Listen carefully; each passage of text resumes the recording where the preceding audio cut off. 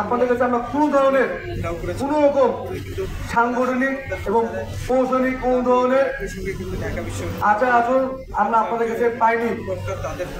এরকম আর কতটা লাশ পড়লে আপনাদের বোধহয় হবে তোফজ্জল মারা গেল ক্যাম্পাসের মধ্যে, আপনারা সেটি বিচার করতে পারলেন না। আজকে সাম্যর কি অপরাধ? সাম্য ছাত্র করে এটা কি সাম্য রাষ্ট্র অপরাধ হয়ে গেছে? ছাত্র দল করে বিধায় কি সাম্য হত্যা কোনো বিচার হবে না?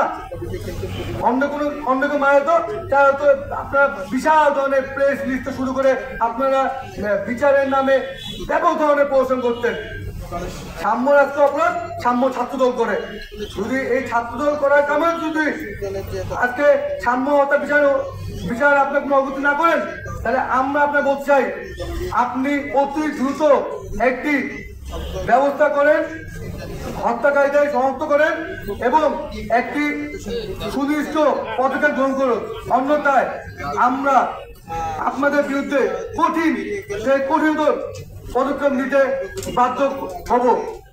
আমি আপনাদের বারবার বলতেছি, আজকে 13 দিন পার হয়ে গেল, 13 দিন পার হয়ে গেল, এই একটা দিনও আমাদের সহযোদ্ধা ভাইয়েরা কেউ দিন রাত ঘুমাতে পারতেছি না আমরা, কারণ আমাদের ভাইয়ের এখন কোনো হত্যা বিচার না। কি হইলো, কি ঘটনা হইলো? হ্যাঁ, আপনাকে ফাইলে পেয়েছে নাকি আপনার এখানে? আমরা বারবার আসবো এখানে, বারবার তামাশা করবো।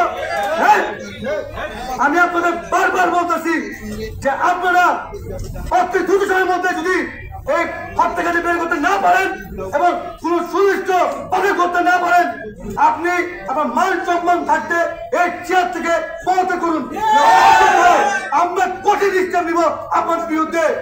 আমরা চুপ আছি, এটা আমাদের দুর্বলতা না। আমরা চাই শান্তি শৃঙ্খলা।